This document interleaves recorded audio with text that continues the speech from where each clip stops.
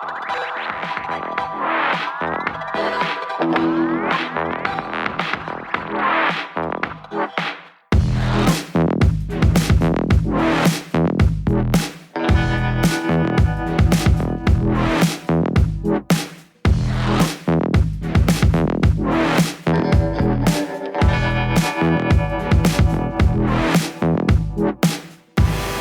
up, everybody, and welcome back to Beyond the Neon Veil. I'm your host, Cousin Ryan, and today I have a really great friend of mine, someone who has let me be on their show with Jordan multiple times. It's really fun to talk to him, really fun to give him shit with Moose when we're on their show, because we always have a different opinion on movies. And I'm going to go ahead and bring in my good buddy, Austin Pez Howell. Hello, sir. Yes, no, we've gotten to know each other over on the Movie Hero Network, and yeah, I appreciate you reaching out to me. I figured, when you got wind that I was going to Vegas, and you happened to just have a show where you talk about Vegas, I wasn't expecting an invite, but I appreciate it. So thank you. Oh, of course, man. As soon as you said you were coming, I knew I was going to bug you until you got on here. So sure. Yeah. And I'm really excited because I haven't heard anything about what you did here. All right. I was swamped while you were here, so we didn't get a chance to see each other, but I'm excited to hear what you did because I know you, I'm going to imagine you did some fun things that I probably haven't done. Maybe, yeah, we'll see. The first thing was driving in snow around Arizona and Nevada when I got there the first week of March. Seriously? I don't know if you remember, there was that winter storm that hit that first week of March, like a little over a month ago, and dumped a bunch of snow on Arizona because I didn't go to Vegas for the entire time. I flew into Vegas, and then I was going to drive to Flagstaff and Sedona and do some stuff over there. And so I start driving, and all of a sudden I'm looking at my GPS and they're shutting roads down. And I go, uh-oh, like they're shutting, the one highway that goes across to Flagstaff right there. So I had to go halfway to Kingman and stay there for the night before I could get to Flagstaff the next day when they reopened the highway because it dumped like 6 inches of snow that night. So, and I had to, in the Kingman Hotel, I was using I had to dig my car out in the morning with the tray that the ice bucket sits on, just the plastic like lunch tray. I'm using that to like dig out snow because I wasn't ready for that in my Corolla that I had rented. So yeah, I mean, I'm not like I'm used to driving in a little bit of snow here in North Carolina. We get some occasionally, but yeah, it was an interesting way to start. But I occupied myself once I was in Flagstaff, waiting for everything to open, with some edibles that I miss very much. Yeah, because it's legal in Arizona as well. So I picked up some while I was there because I knew it'd be cheaper there, and also maybe not as scammy, as the ones that are kind of in the middle of Vegas, like that. I hear are very watered down and not good. So, but yeah, there's no reason. Quick tangent. There's no reason why this stuff should not be legal in 50 states at all. Because I slept like a log with those things. It was great. I was de-stressed. I was feeling good. Like, I don't even smoke. I just want my edible hard candies. That's all I want back. That's all I want. So just go to sleep, man. Yeah. Oh man, so much better than melatonin. Melatonin gives me hangovers and groggy. I hate it. So I need something like that, man. But yeah, just a side tangent when I was of what I did before I then drove back to Vegas after my sightseeing in Grand Canyon and Sedona. So you flew into Vegas. Yes. Rented a car and drove. Yes. Was it because I've rented a car here before, but I'm curious, sure. Like with what you got, your Corolla, was it like a pretty good deal you got on it to drive it? It was okay. The time I flew, I had to go at a certain period because I had a flight voucher, so I had to fly out the first week of March before it expired. So the flight was pretty much free from a previous trip we had. Nice. And then the car was like $80 a day, so it wasn't horrible, but it was starting to creep up because technically they were starting the spring break pricing around Vegas the following days. So especially the week after, they were really starting to hammer it because I think some of the pools start opening up. Which is funny, spring break prices when it was still freaking snowing. Yeah, it's still, you drive 2 hours that way and it's dumped snow everywhere, but it's spring break in Vegas. But it was only 60 degrees in Vegas. I don't even know. I wouldn't even want to go to the pool anyways when it's not No. that warm yet. But technically, yeah, they were doing that. But so yeah, it wasn't that bad. Drove back in, dropped the car off, and kind of began my Vegas adventure a few days later. So Okay, so when you came back, where did you stay? Like Planet Hollywood, I had a reservation. So wow. yes, I wanted to stay sort of mid-strip. Mm-hmm. I'd done my research. I wasn't going into Vegas blind. I'll shout out one podcast I listened to. I listened to a podcast called Jeff Does Vegas, and it was a really helpful podcast. He's got a whole bunch of episodes about different specific things around Vegas. This one about restaurants, or this one about walking the strip, or this one about things to avoid, this one about underrated attractions, this one about whatever. Just all kinds of stuff. Listened to all that at work, in the weeks leading up to it. Watched a bunch of bloggers on YouTube that do a bunch of videos. So I try to be as prepped as possible because I can hear it can be, very overwhelming when you get in there. And it certainly is. Even just taking the Uber from the, from the rental car place to Planet Hollywood, it's something when you get on there in person for the first time. Videos and pictures just don't do it justice. I should mention it was my very first time in Vegas ever. So I don't know if I preface that. Yeah, I'm 37 years old now and I've never been. So this is my very first time, just by myself. Yeah, I didn't travel with anybody. Oh, wow. Which could be, intimidating, but I travel alone a lot. I've been to Europe by myself. I've been to other states. I do big road trips by myself. I have no problem with that at all. Get to do whatever I want. But yeah, pulled into Planet Hollywood, and it was a little too early to check the bags, and went to my very first adventure that Sunday afternoon. I stayed from a Sunday to a Wednesday night, and then flew out on a Thursday morning. Was BattleBots live in Vegas, the Destructathon. That's so cool. Right okay. Now. So see, I've never done that. So you got to tell me a little bit more about that. So it is filmed at the actual BattleBots arena that they do the show in right now. Mm-hmm. And so what it is they've it's a kind of a limited thing. They're treating it almost like a Vegas show. So they're doing it. I'm not sure how long it lasts. I think it's just for like a certain time period. It was like for 2 months, like, February to April or something like that. And I think they'll start it back up in like September or something like that. Not during the actual filming schedule, which I think they do in the summertime. But, they treat it like a Vegas show. You go in and they do a Thursday, Friday, Saturday, and then a Sunday afternoon show. So I did a Sunday afternoon, kind of like a matinee show sort of thing. And they do 5 fights, but it's literally the exact same arena. I mean, you walk in there. I don't know. Have you ever seen the show? Like, Oh, yeah. So, I mean, you walk in and it's the same thing. The area where they film the pre-tape stuff is right over there. The tunnel is over there. The arena is right there. You're in the bleachers. I had a little VIP thing, but realistically, it ended up not being that much worth it, other than I got to sit a little bit closer. Like, it wasn't that much of a big deal.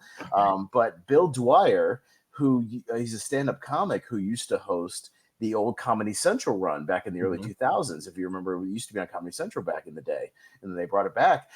Does the live hosting, is like the live MC for it. So it's kind of cool because apparently he is just a giant fan of BattleBots, and when he was offered it, he leapt at the opportunity. He just loves this stuff. So he kind of does a live MC thing. Is kind of a hype man, during the actual fights, kind of introduces everything. Now, they don't have the actual drivers for the most part that do the television stuff. They have 2 drivers that just drive all the robots all the time, like 2 kind of all-time drivers.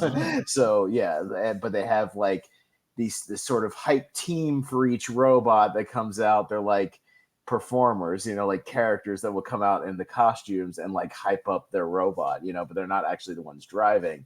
But they do 5 fights. Bill kind of makes some comments on the mic, gets everybody hyped up while they're actually doing stuff. And yeah, it's about an hour and a half, and I can't recommend it enough, man. It was a blast. Like, even if the fights aren't like amazing, which a couple of them were good, a couple of them were just kind of okay, but still the atmosphere, it's like being on, it's like the show. They dim the lights, they do the countdown, they bring the lights back up, it's robot fighting time, like it's the whole thing. So it's a blast, man. If you're a fan of the show, it's well worth it, for sure. Interesting. Yeah. I've seen things about it all the time, and I'm a fan of the show, and I know where it's filmed, just never been. And so hearing that makes me want to go now even more. So it's like when they come out, it's kind of like a boxer who has his entourage with them, kind of coming out. Yeah, it's like an entourage, but yeah, it's not the actual guy who invented the Right. robot or the actual driver you see on TV. Yeah, it's just like they have, for Witch Doctor, one of the ones that's kind of one of the high profile. They just have some people come out in the same outfits they kind of wear on TV, and they do like a pre-match thing on the microphone. Bill will be like, "All right, Witch Doctor guys, how you feeling about this one? Ooh, we're gonna put the voodoo on them, da da da, just whatever. They have like their script. They're probably kind of reading, Kind of like a wrestler. Yeah, it's like a wrestling thing. Okay. I mean, it's like a Vegas show. You know what I mean? They're just kind of doing their thing. They probably got what they say if they lose and but the fights are real. Like the fights are legitimately real. I mean, it's not like it didn't seem like they were pre-planned at all. So I'm sure they have something they say for if they win and something they say if they lose. But yeah, I mean, you wait out in the lobby. They have a little digital board where you can vote on who you're going to win by pushing a button. Like that's kind of cool. They've got a merch stand and everything, and it's a good 90-minute show that I think you could take the whole family to if you got families out there. It's not bad, and even the general admission stuff, I don't think was that bad. $40 or $50, like for a ticket, is really not the worst when you put it in perspective.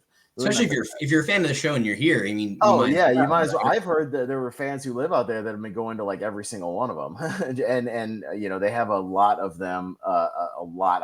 By a lot, I mean like a certain amount of the robots. It's not every single one of them that fight pretty much every day. But yeah, it's interesting. If you're a fan of the show, I'd say give it a shot. It's a good time. Did you get to see any like damage? Like, was there actual damage to some of the robots? There's damage to a few things, a few parts that felt. Thing they do one sort of gimmicky thing where they have Nightmare, who's one of the. It's got a giant saw blade on the front of it, and he was old school one from the original run as well. Just destroys a slot machine. Like an old nice slot machine. So it's just like a if you hadn't seen a bunch of destruction in the other matches, like it goes up and basically destroys the thing like completely. So that's cool. That's really fun. So you're guaranteed to get some stuff flying all over the place and whatever. But yeah, the main event, like both of them have decent spinners, so there were some good sparks and some good stuff flying. It's a good time. That's awesome. Okay, now you're making me want to go check this out. So sure, I'll have to add to my list. So that kind of kicked off my Sunday. I had been traveling a lot, so when I finally checked into my room, I popped one of my edibles and was just going to take a quick nap. Ended up sleeping till 11 p.m.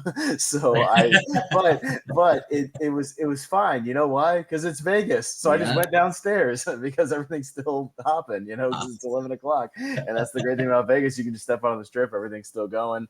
Whatever. So I played a few games. I don't gamble a lot. I just don't. I don't understand table games. I'm intimidated by chips and dealers and all that jazz. So I only play slots and some video poker, things like that. But saw my first casino girl wandering the floor that night. Nice. She was hitting up an older gentleman around the Heart Bar in the middle of the Planet Hollywood thing, and then I guess that didn't go well because then she was wandering around, and right as she was about to come up to me, and she did the whole like, "Oh, where are you from? How you doing?" Security quickly came over and were like, "Yeah, you got to get out of here." Like they were right on top of her. Like, so you actually got to see her get bounced? Oh, she got bounced. Yeah, she got bounced immediately. Yeah. Oh, that's amazing. So she didn't get bounced at the bar because she was sitting and talking to this guy, but they saw her wandering around and they were all over it, man. Like I guess they just are not putting up with it now. Yeah, it's something. But yeah, in case you don't know what that is a process or an escort. I'm sorry, she's an escort. But they call them casino girls when they're just kind of wandering the floor. Yep. And so I saw my first one of two because I counted another one two nights later, but she was prowling for it's like, but also if you're gonna prowl for dudes, like don't prowl the nickel slots. I don't think you're gonna get very far with that. How much money because the people playing the nickel slots have, I don't know. So that was most of my first day. Just kind of hung around, got some drinks, and was just kind of taking it all in. I tried to do a show every single night, so I tried to do a different show every single night. So so before you go, I have this is funny that you said. No, so how many people I've known who've come here who don't know what a casino girl is, and so for you to know that, while you're here, because I've had friends who'd come and they'd have these girls come up to them, start talking to them, and try to get them to go back to their room. Listen, until we go, we're like, hey, bro, like, come on, let's be real. Here's the rule of thumb. if she wouldn't talk to you in real life, she's a casino girl. Okay, like look at me. I'm not an Abercrombie model. You know what I mean? I'm the furthest thing from that. And if there's some girl who's way more attractive than you and way out of your league and just come up and starts making random small talk conversation, she has ulterior motives. So just take that in stride. And especially here in yeah, Vegas, because that, that's unfortunately that's a thing. That is a thing here. So sure. people have to be Yeah. careful of that. All right. So what did you do your next day? What was Yeah, Monday? Monday was I went to the Hoover Dam on Monday. Did a little tour there with the Pink Jeep people, which are pretty cool. Yeah. Yeah, so I just never been. It's it's one of those things you do when you're kind of in the area. You go see the Hoover Dam, and boy, is that water level in trouble from what the Yes. pictures you see Yes. of where it used to be. Vegas is going to have a problem in 2 to 3 years, and I don't think it's going to get solved until people start turning on their faucets and nothing's coming out. Because Right. boy, are they fighting politically, and nothing's happening, and nobody seems to care about the fact that that thing is going to run pretty dry in the next couple of years, from what I can tell. So Well, and the I unfortunate don't thing know. is we have an agreement with California to where a lot of that water Yeah. goes to California too, and Uh huh. we haven't gotten a whole lot of rain the last 5 years. So Yeah. now that we're So seeing there it, was you know, there was an abundance of snowfall this year, obviously, with that in the mountain area. So there was that. So it might put it off just a tad. But yeah, the guy, our tour guide, was basically showing us where it used to be, and you can see the water levels on the canyons, where it used to be, and yeah, he was explaining all the political fighting that's going on between all the different states that pull from that mhm. river and everything, and yeah, it's gonna be interesting to see what plays out in the next couple of years because yeah, nothing is gonna get done for sure until somebody doesn't get their water, and Yep. then everybody's gonna panic. So that's gonna be something. Yeah. So how was that tour? Was it like a big group of you that It was went? only like 4 people in our group, but then again, those tours go like every 30 minutes or an Mhm. hour. So some of them will be heavier than other ones. But yeah, we just drove out there, and I just thought it was easier than trying to drive out there by myself and pay all the Agreed. parking fees and do this, that, and the other. And they actually did have all the generator rooms opened up, so that was cool. Getting down to see all the inner workings. I mean, that place is massive. Oh, so Like you did get to go down into it. yeah, we went down into it. Okay. Yeah, we got a rumor that we might not have, and they were going to take us to an alternate viewing location instead because one of their elevators wasn't working, but the other one was the day we got there. So it just took a few extra minutes to kind of wait for the one elevator. But yeah, everything was up and running and open for tours. So Right I on. got to see everything there. So So yeah, do you recommend something like tour guide like that? Something similar? I would do like a tour group just because it seemed like a mess trying to get in there if you got your own car. Like it's just there was a whole line of people trying to get in there and trying to park, and then walking from this place to the other place. When the guy can just drop us off at one area, and then he actually kind of acts as a private tour guide a little bit. They know a lot of stuff, and I just didn't want to bother with doing Right. it on my own, so I did the same thing in Sedona to doing the sort of canyon tours and things. I just think it's easier that way, just for me personally, especially if you've never been there before.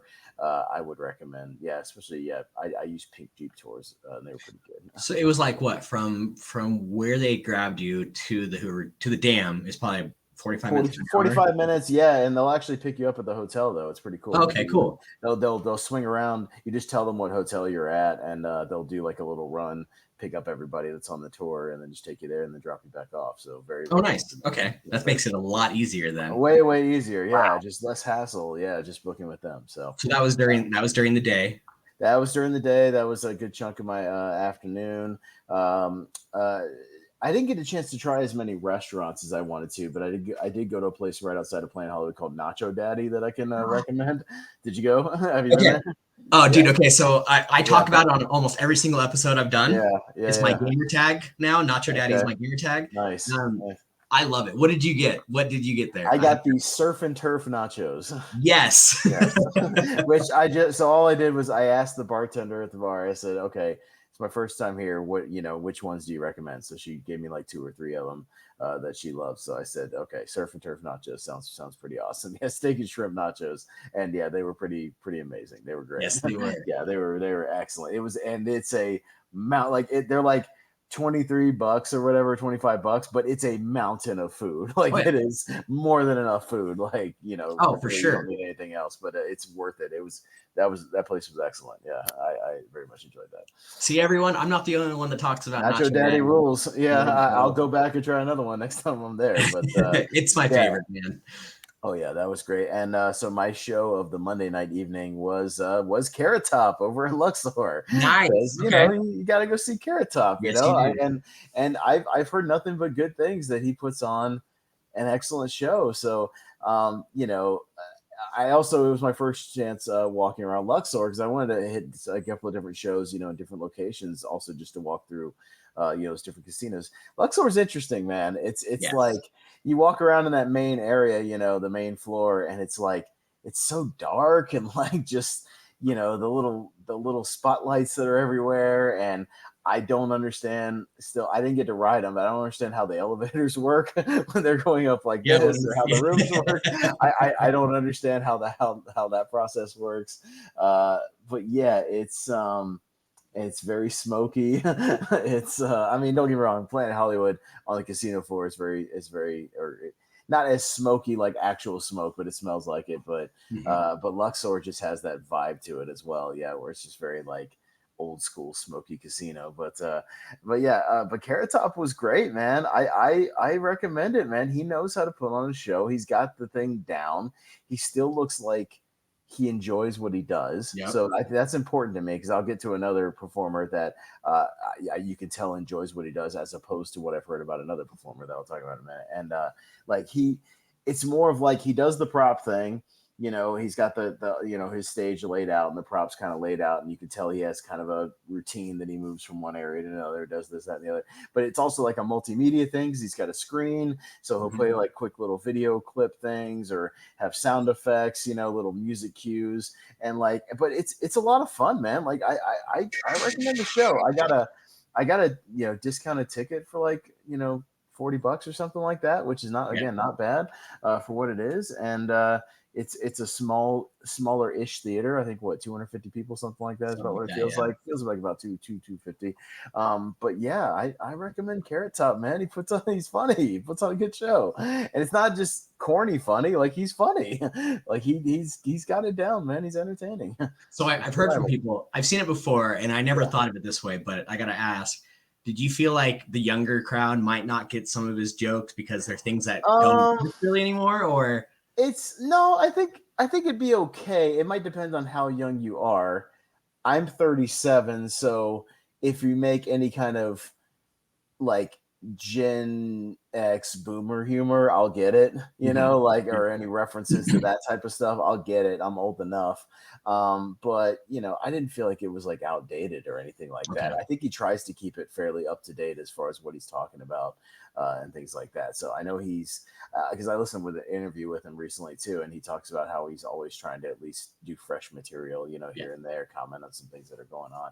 I can't remember a lot of the specific bits, but it was a good, solid, like little over an hour show. You know, like it was entertaining. He He's a had an good opener, showman. right? Wasn't there an opener for There's him? an opener guy, yeah, who does like 15 minutes. It's a little Yeah. bit of material plus crowd work or so, you know, here and Okay. there.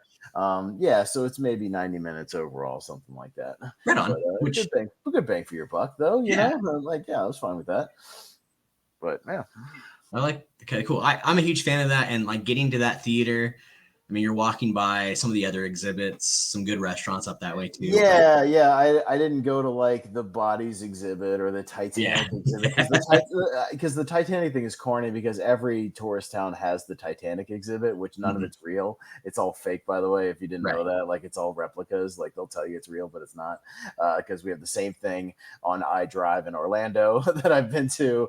You know, they have the same ones in Branson, Missouri. They have the same one, and you know wherever they have the Titanic exhibit, it's all the same. So I didn't bother with any of that. But yeah, that's kind of yeah the deal there. I didn't do any of the other Luxor stuff because it was pretty late once I got out. Right on. And so I know something that people talk about, and for the Luxor, because I know when you look up the balconies, this is one of the few hotels that have balconies Right. that aren't overly tall and you can see down into the casino. And Yes. that's an issue still in this town. People who Get drunk and maybe fall over. Yeah, try to think they can climb over it. Well, So yeah, I could see how that could be a problem if you've had too few too many drinks. That plus the diagonal yeah, elevator going up, would probably be a equilibrium problem. it's interesting. Yeah. I don't know if I'd stay at the Luxor. Maybe if it was just the cheapest option. I've heard Right. mixed things. Some people love it, have no problem with it. Some people not so much. I didn't actually walk to the Luxor from Planet Hollywood. I took an Uber because it was just a little too far. Yeah. But I was able to walk to a couple of my other places for shows the other night. So what did you do after the Carrot Top? Because I'm gonna imagine it was kind of a early, Yeah, like a it early was, evening show. yeah. I got out at like 9. I played a few games at Luxor. Didn't really have any luck. Caught an Uber back. I got some late night food back at Planet Hollywood. At their Cafe Hollywood place. It's just kind of Mhm. an in-house restaurant. So just got something there. And I didn't stay out too late that night, so I walked around a lot that night. So it kind of turned in after that. Every night, this is what I meant. I took one of my sativas and one of my indicas, 10 milligrams apiece. And boy, just slept like a champ, like every night, man. Just like a good 8-9 hours, wake up refreshed and ready to go, man. I can't recommend it enough. It's great. And I'd be lying if I said I didn't have the sativa hard candies just in my pocket, walking around most of the day, popping. Oh yeah, for sure, I man. want to pop in one about every hour or two. You know what I mean? Just The way to because. do it. Oh man, it was great. It's good stuff. So okay, so that was Monday. Yeah, that was Monday. Tuesday was casino walking tour day, is what I Okay. called it. So I most of the day I just spent went outside, walked over to the Bellagio, walked a little bit around the Bellagio, walked a little bit around Caesars. Didn't do a whole lot in there. I just wanted to kind of take in Right. the walking tours. I did not know that in the Bellagio they have a free kind of tram that then goes to the Aria and the MGM over there. So I actually took that over to the Aria, walked around the mall in the Aria, Good. and then walked around the Cosmo. So like I got to do a little tour day. Well, Just nice. grabbed a few little bites of food here and there. One of the was it one of Cake Boss's like little pub things or whatever. It's like Uh-huh. one of Yep. those. Yeah. So grabbed some stuff there. Pretty good. And yeah, and it was just kind of a toury day for the day. I just wanted to like walk the strip a little bit, kind of take everything in, and just kind of just do that because I didn't have any tours or anything planned. But yeah, it was a good little walking day. Just kind of So got what was your favorite hotel that you got to go? I really like the Cosmo. I think the Cosmo is pretty damn cool, and it's very pricey to stay at, but Yes. actually walking around it was very very pretty. I like the light schemes. That bar that's in the middle with the chandelier is very very cool. It's actually called the Chandelier Bar. So The yeah. chandelier bar, yeah. And I did not eat at Secret Pizza. I know that's like everybody's late night Yeah, drunk, I love eats at Secret Pizza and Cosmo, but I did not get a chance to eat there. But it's funny because people are like, "Oh, it's the greatest pizza ever," and the other people are like, "No, it's just pizza. It just tastes good because you're drunk at Yep. midnight and it's Yes. open, so it just tastes better than it probably is." It's just is what it is. But yeah, so I just walked most of the day, went back and chilled a little bit, changed clothes, and then kind of headed out for my more evening adventures. Which that adventure that night was walking over to the link to get Matt Franco, the magician, Oh, um, nice. the guy who won America's Got Talent. Yeah. But before then, it was a stop at the Link Promenade to In-N-Out Burger. Yep. And the Link Promenade. In-N-Out Burger's good, but a little overhyped, maybe. Yeah. Maybe. Look, I'll say this: it's a very simple menu, which I appreciate. Very, very quick. They're very quick with their service. It is good food. It is not the greatest food of all time. Like it's not the greatest burger I've ever had, and it's just not. I understand that if you had a choice between In-N-Out and McDonald's, you choose In-N-Out. Like I get it. So and I certainly would if there was one in my town, if I needed a good burger. But let's relax on that, people. It's not the greatest thing of all I time. agree. I think In-N-Out's one of those burgers that everyone needs to try at least once to You make their try own it, and it's opinion. good. Yeah, it's fine. But it's a burger. It's a burger. It's burger, So it's fries, it's a milkshake. yep. It's It's very Simple. basic. You go in, you get the double, you get the fries, you get the shake. Yeah, It's not exactly. that It's the hard. way to do it. Very, very simple and easy. But yeah, that was all right. Went into Matt Franco because I had heard he was one of the better magicians on the strip, Mhm. and I got an upgrade for being by myself. Oh wow. So if you're traveling by myself, I didn't even really have to do much. I originally had a seat kind of almost in the back corner, and the lady at the place where you kind of check in with your stuff saw that I was by myself and went, "Hold on one second, step over here." And I waited, a minute or two, and she goes, "I'm going to move you up here. We need to fill in some seats." And she walked me to the third row, and I got to Nice. sit pretty close to the damn stage just to fill in some gaps. So I was like, "Awesome, hey, that's great." And so I didn't have to do anything to get upgraded. So if you're by yourself, maybe even just ask, because they might just need to fill in those front seats that Yes. don't get filled the night of. So and Matt Franco rules. He's great. Yeah, he's a magician who won America's Got Talent. He's a kind of younger-ish guy. I think he's like 40 or something like that, but he looks younger. But you can tell he still is having fun, and he enjoys what he does. He cares about his show. It's a little bit of a more intimate venue, kind of like Carrot Top. It's like not as like elevated, but it's like it holds maybe 200 people again, 250 tops. So you're pretty close to everything. And his magic is like, he's not pulling cars off the stage, things like that. He's just doing like good, like cool magic. Okay. He does some card stuff. He did a thing where he somehow pulled out a dude who signed $100 bill out of a closed ramen packet. And that's where inside the seasoning thing the bill was Uh-huh. folded up. Just one of That's those things where you're cool. just like, okay, I don't know how you did that. I just don't know. They pull out a little prop like blackjack table, pull some people from the crowd. He does some, close up magic, and they got a screen right there so you can see everything. He did a thing where, he had one guy's iPhone, and the next minute it was underneath somebody's table way in the back of the theater, that sort of thing, those types of tricks. But yeah, it was a nice variety, because then he just did a segment where he's standing, just kind of they kind of dim the lights and put like a spotlight on, and he's just doing this thing where he's kind of standing out and just flicking his hands and making the cards appear, here and there and everywhere, just kind of one of those showcases. And he's just a really good sleight of hand magician, and Nice. he's legitimately like pretty funny, and he's a fun guy. So and he genuinely seems again like he's having a good time, as opposed to what I've heard about David Copperfield, who is still running shows, and I've Still heard running that he is shows. completely checked out of everything he does, and he checked out like 20 years ago, to where Right. he's just, from what I hear, I didn't see his show because I didn't want to pay $100 to see a show. He stands on stage and pretty much just goes through the motion in the script, and everybody else does the magic around him, essentially, and he just is completely. It's all in the name for him. He's, Yeah. he's collecting a paycheck at this point. Like, he just does not care anymore. Neither did I go see Chris Angel at the Planet Hollywood, because I don't care. Because who Yeah. cares? Mind Who could care about the Mind Freak? So I was either going to go with Matt Franco or Shin Lim, because I heard Shin Lim is good too. Mhm. So I maybe next time I'll go see Shin Lim if he's still out there. But yeah, that was most of my night. I had my one super crazy person on the strip encounter walking back from the link. Not like them personally harassing me, but as I was walking, there was a older Asian lady who was just walking up the strip doing this sort of crying noise in the same monotone pitch, and never stopped for like 15 minutes.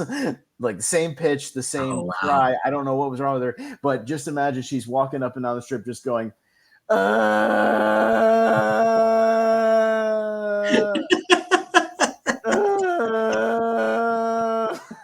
Oh my And goodness.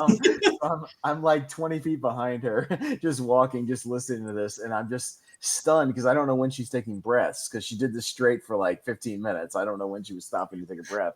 And then when I got the opportunity, when she kind of veered off almost into the road, still walking straight, I took the opportunity to just speed walk a little bit past her. Side interesting note: my parents, when they went to Vegas about 15, 20 years ago, used to get dozens of the hooker cards stuffed in Mhm. their pockets, right? I only encountered like 3 dudes handing those out, Yeah. like on the whole strip. I guess they've really cut that out as well.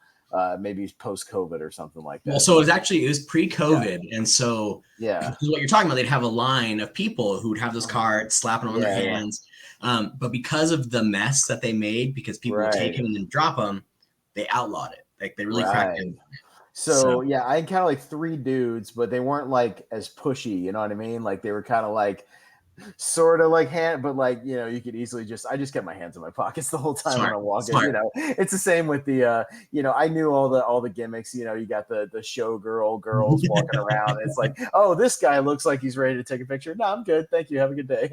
You know, like it's yeah. I mean, again, I was well prepared. I watched the podcast, I watched the videos. Like I was well prepared for everything you're going to encounter as far as that goes. Same with all the superhero characters were outside the Link Promenade. They were not anywhere else. They all seem to congregate right outside the entrance there.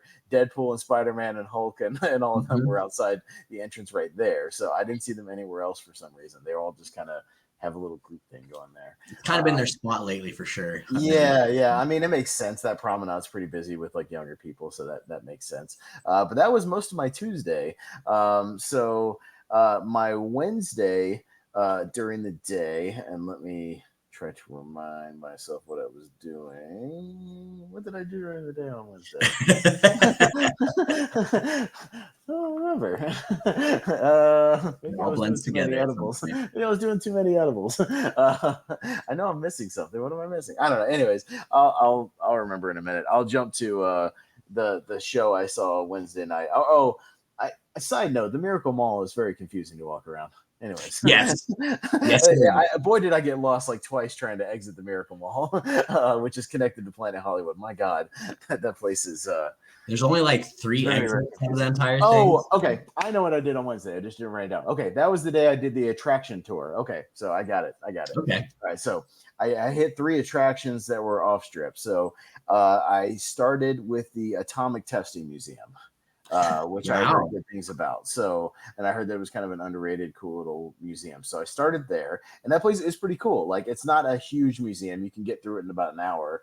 But yeah, it's all the history of, you know, atomic bomb and nuclear testing out in the desert, and it has all the old 50s stuff, all the videos and the mannequins and the setups. And there is one cool little theater where it kind of simulates you being in the like trench bunker as one is kind of exploding in front of you. It's more of an audible thing, like, you know, the booms that you hear, and like they spray some smoke and, you know, all kinds of stuff. So it's a pretty cool little theater thing. They had a mini little spy exhibit for like some Cold War spy stuff.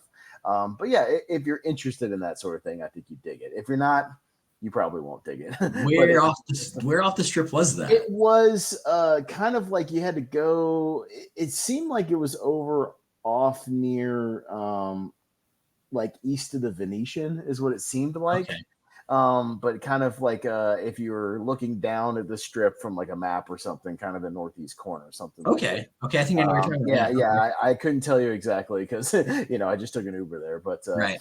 Yeah. But from there, I went to a place that my sister recommended too. So I went downtown to the Mob Museum. Yeah. Okay. Yeah. I just went there too and had a show about it. So sweet. Yeah. Think? So the Mob Museum is very cool. Like, I was pleasantly surprised with the Mob Museum. It sounds, again, very kind of corny and gimmicky, like at first, if you know, on first glance. But it's really a pretty awesome. It's a 3-level like museum with the basement speakeasy. Like, it's pretty great. And yeah, you start at the top floor and kind of work your way down. But again, if you're interested in sort of gangsters, and even they have some stuff on serial killers, you know, they have things on, you know, fugitives and undercover agents and all kinds of stuff, the stuff with Prohibition.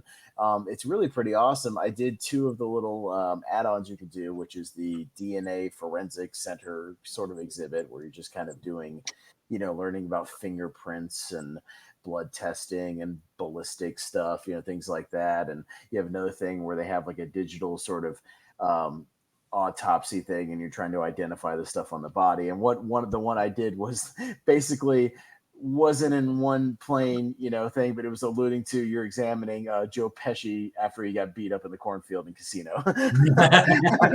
After he got the baseball bats and buried alive in the cornfield in Casino. And so, because I said that right afterwards, she's like, "Yeah, you seen the movie?" I'm like, "Oh yeah, I just watched it like 2 weeks ago." So, yeah, but that's fun. Yeah, it's just like a little 30-minute thing, so I do recommend that. They had a firearms exhibit, like not like an actual thing, but like a training thing you can do, like a video, but I didn't get a chance to do that one. But yeah, there's cool stuff. They have like a courtroom thing where these holograms light up as they're talking and stuff, and you're kind of sitting there watching everything. Like I said, all the actual exhibits were very modern, very cool, a lot of touchscreen stuff, things like that. And then I did the moonshine tasting down near across from the Speakeasy. Okay. So, yes. So I got to ask, because we did, so those watching, if you go back to a couple episodes ago with my buddy Dwayne, we talked about this because I did it 2 weeks ago. And what did you think of the 3 different moonshines? Okay, so it was the vanilla one, right? There was a vanilla one. I think there was like apple pie or something like that, or some kind of apple one. So the cinnamon. Yeah, it had like a cinnamon apple one. It had like a vanilla one, and then sort of a plain, moonshine, things like that. So it's all smells very good. But boy, I'm not a fan of the actual taste of moonshine.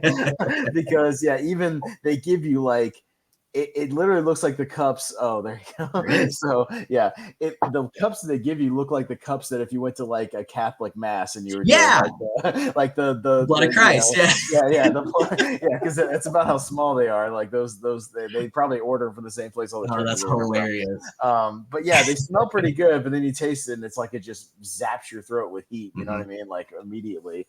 But the lady who was doing the kind of thing, like taught us a little bit about what they did back in the day, as far as like making moonshine and the bootleggers and things like that, and how they had to add flavor to kind of get people, to buy their stuff, artificial flavoring and things. So that was all interesting. So I do recommend it for that. Like at least that part was fun. And yeah, you have to at least try it. Right. But oddly enough, my brother-in-law does. He like loves that stuff.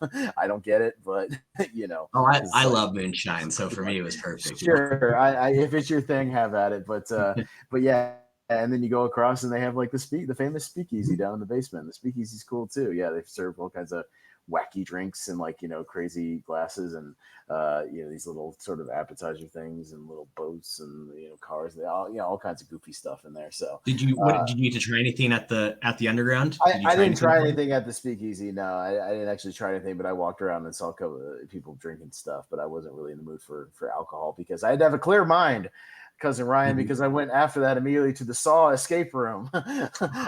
Yes, I don't know if you've talked to anybody that's done the Saw escape room. No, I haven't. Okay, you got to give me more on this. So yes, they have a escape room based on the Saw films there. So, and apparently they just opened up another one. It literally was opening up like a week after I was there. They have a It, like a Pennywise one now. But the Saw people also do a Blair Witch one, but I didn't do the Blair Witch one. But I did the Saw escape room. It was interesting because you pull up to the address and there's like a gate, but there's no markings that it's the Saw escape room, that you're in the right place. You just like stand there and all of a sudden this guy kind of comes out and is like, "You here for the escape room?"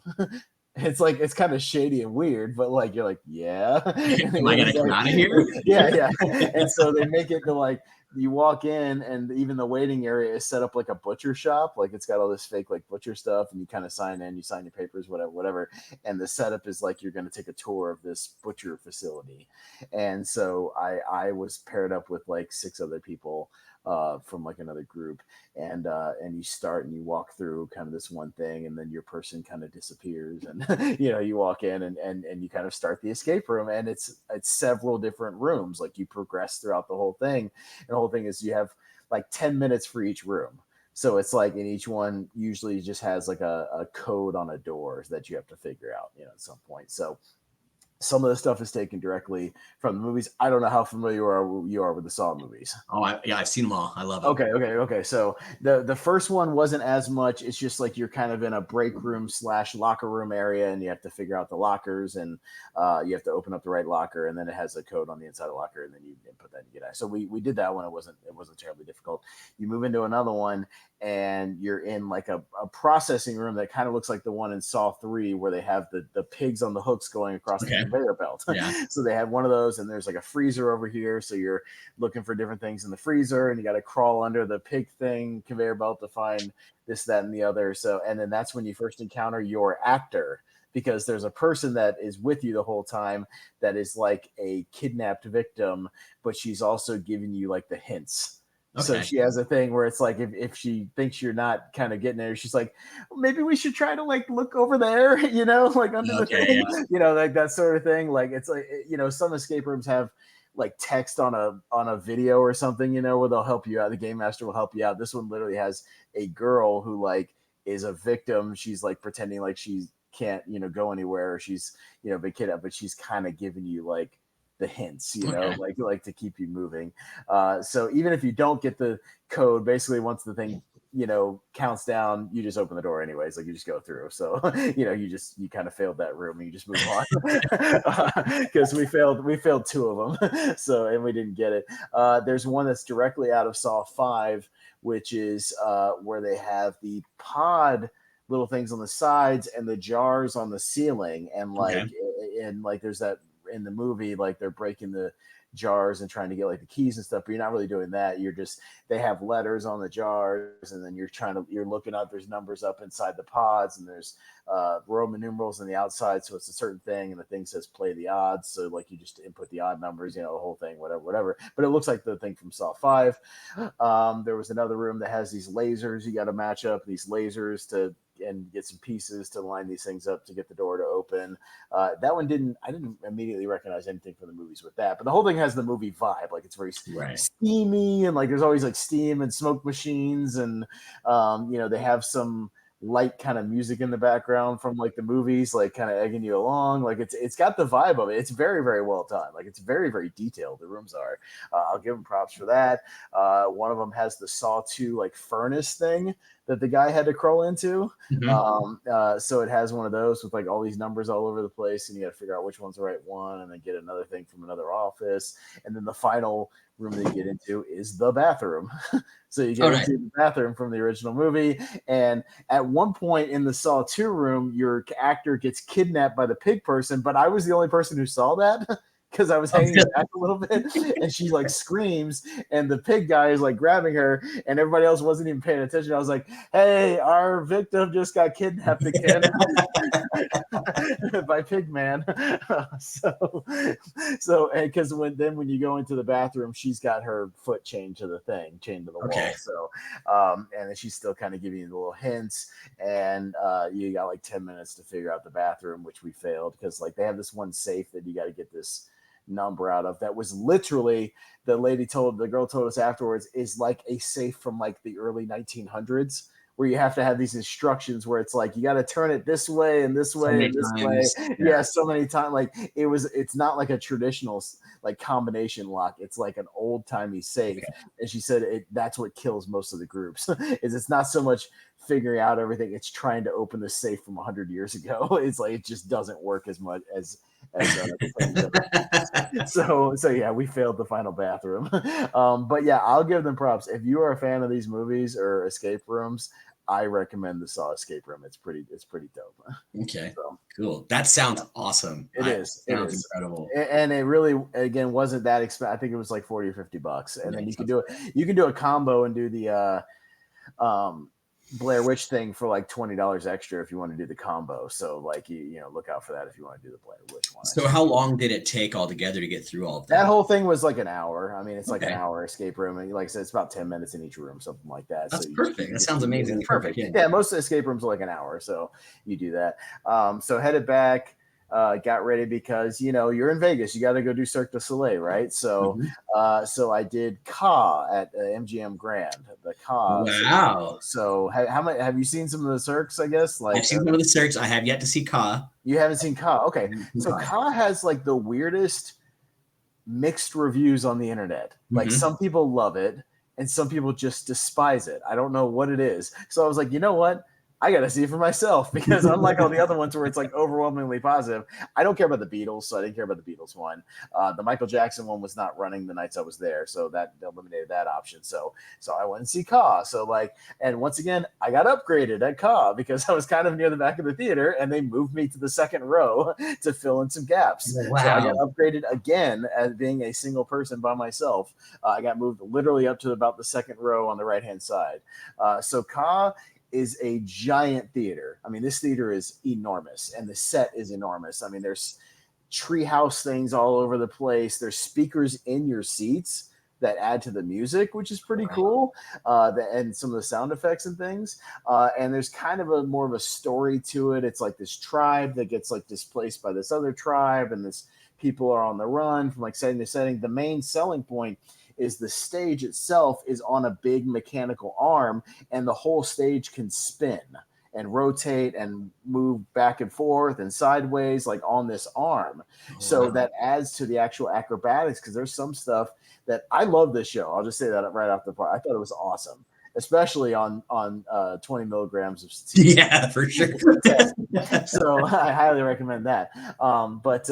So I mean, there's stuff where like they tilt this thing at like a 45-degree angle, and these guys they simulate these arrows going into it with these sticks coming out of the stage, and they're like dropping from like place to place to place. They're hopping up, like climbing up super fast. They're doing martial arts moves while they're sideways on this thing. Yeah, because there's like all kinds of martial arts stuff and acrobatics. There's stuff where the people are swinging on the ropes, you know, just doing those rope dances and things. And there's one part where they have like a flying machine that goes out over the audience while this one girl is hanging from a rope over the thing and pretty much just hanging there. It didn't look like she had any other apparatuses on there. So it's pretty spectacular. And then they even have a Mad Max electric guitar guy. I swear to God, like in Fury Road, you know, you have like the guy playing the guitar. They had a dude, and you had to look in the background to see him, but he had an outfit on, and he had the double guitar, and he was shredding the guitar for most of the show, and it's pretty great. Cool. So I was watching him a lot as well. But the actual rotating platform is pretty damn cool because it'll spin like while they're doing fight scenes. Like I said, it'll rotate all over the place while they're doing all these moves and these acrobatics. Some guys, you know, they'll get hit and they'll do a big spectacular backflip off the thing, obviously down into some crash pad, you know, below the stage, something like that. But yeah, I enjoyed the hell out of Ka. So that's just my 2 cents. Wow. You will see the wildest varying of reviews online, but I think if you dig like martial arts and acrobatics, and like if you can appreciate just the technology of the whole thing, it's pretty damn cool. So that's my recommendation on that. That sounds okay. I'm gonna have to add that to my list too. Yeah. Yeah, that one's a little pricey. I think it was like $80 or $90 to go to it, something like that. And but again, I bought a seat way in the back, and I was by myself, and they bumped me up to what surely was a $100 plus seat. Yeah, for sure. Fun. So that was at least worth it. And then my final meal in Vegas, inside MGM Grand, I went to Emerald's inside MGM Grand. Nice. Because I hadn't got my steak yet, because I always have to get a steak one night when I'm on vacation. So I went there to get my ribeye, and I swear to you, dude, my ribeye, my lobster mac and cheese, and my bruschetta appetizer, it was a top 10 meal I've had in my life, Cousin Ryan. Interesting. And what was it called? At Emerald's, like Emerald Lagasse, the chef. Okay, okay, yeah. It was at Emerald's inside of the MGM Grand. It was actually right next to the whatever the other steakhouse is that's inside the MGM Grand. I just went a little further, and Emerald's was just a little further down in this kind of line of restaurants, and like that, it was awesome. Like it was spectacular. Like very pricey, about $120 altogether. Yeah. But I knew that going in because I was like, I'm going to get a damn good, you know, meal for my final meal, and it was spectacular. So I can't recommend that. So I haven't been there. I've been to the other steakhouse that you walked past, the first one. Right. That place is insanely expensive. Yes, but it was good. But I'd imagine. Emerald's wasn't as expensive, but like, I mean, I got like a $50 ribeye, you know, or $60 steak, but I knew I was going to do that anyways. But it was less crowded. So like I went there because the steakhouse still had like a line out in the place, but Emerald's was not as busy. Right. So, but yeah, that was kind of my final meal of the thing before flying out the next day. So you flew out that Thursday morning? Yeah, Thursday morning. Yeah, right after that. A little bit later, about 10, 11 o'clock in the morning. So yeah. Okay. But yeah, so but yeah, that was it. So I crammed as much as I could into it. into the 3 days. But I've definitely heard that 3 days or 3 nights is about right for Vegas. You don't want to do too much more than that. Too less than that, and you feel like you're rushing yourself too much. But I think it was the perfect amount of time. From what I can tell, you did it perfectly. Perfectly, yeah. I would recommend a show every night to kind of build around, and then leave your days open for whatever you want to do. That was my experience. That's kind of what I did, and that's what I would kind of recommend. So yeah. So for people that are coming, because most don't travel alone. I'm like you, similar. I travel alone all the time, so all the time. Do more. But if you had to recommend a single show for someone coming, like a couple or whatever, of what you saw, what would you recommend the most? Matt Franco, number one. He was awesome. Like he was great. If you like Magic, like if you're a Magic fan, I that was my favorite show. But Kot was great, man. Like again, maybe you'll dig it, maybe you won't. But out of it was the one Cirque show that I saw. I will go back and see another one, obviously. But I would say for overall value for your money, because again, I think Matt Franco was like $40-$50, like not that expensive. Like you get he's like a 90-minute show, and he's awesome. So I would highly recommend Matt Franco at the Link. Yeah, he was great. Okay. Yeah. Shit, man, that sounds amazing. Like you've packed in so much in a short period of time. More than most people who come to Vegas. Empty my wallet out of all of my money. Yes.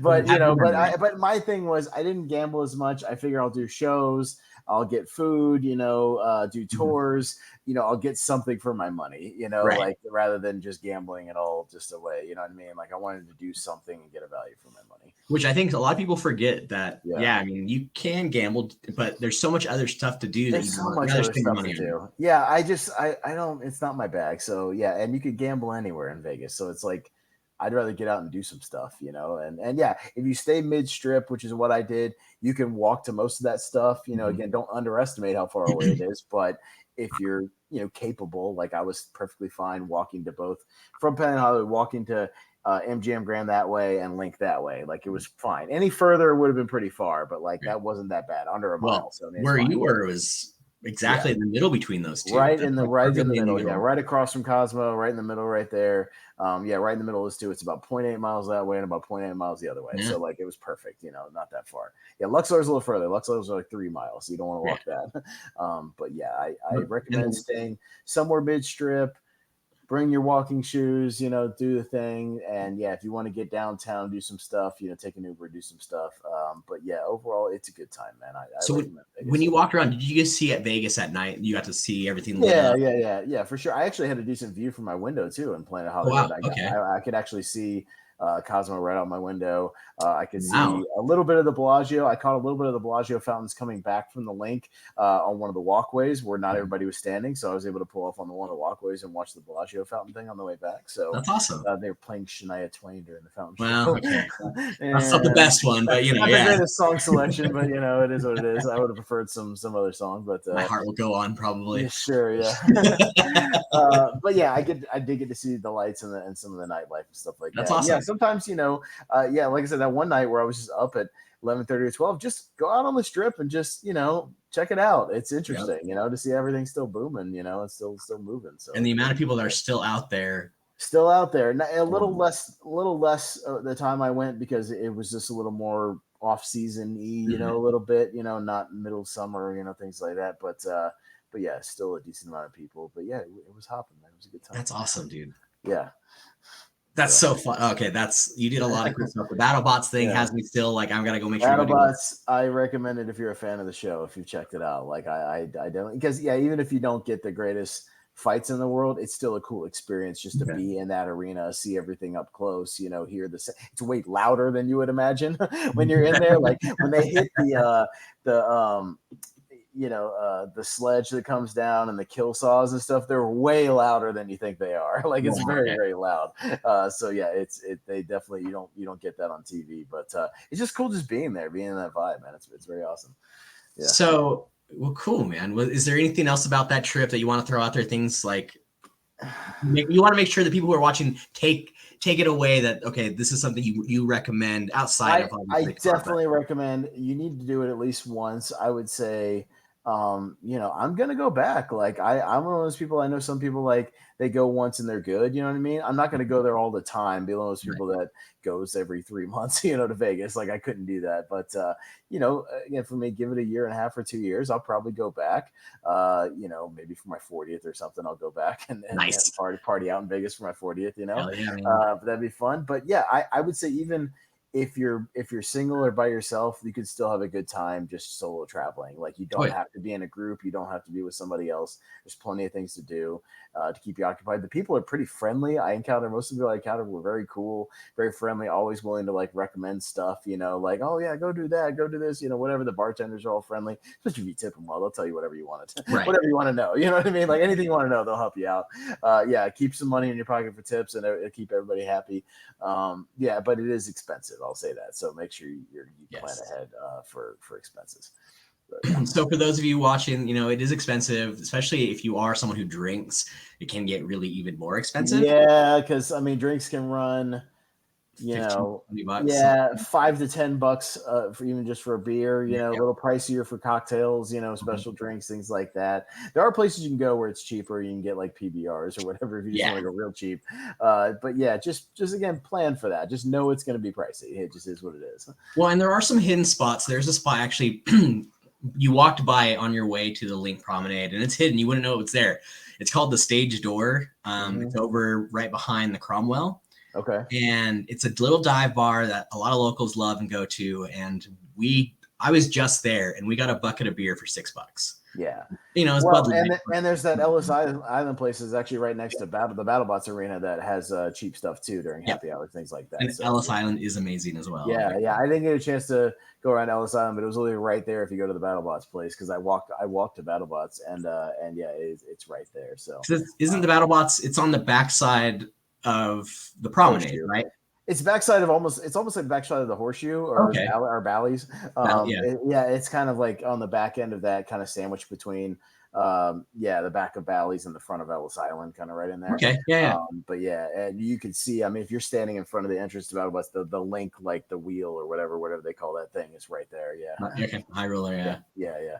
That's cool. That's really cool, man. It's funny is you meant the high roller brought back a memory, but I went to a bar the other day and they have a high roller beer. It was $250 a bottle. Oh, geez, get out of here. 16.9 ounces.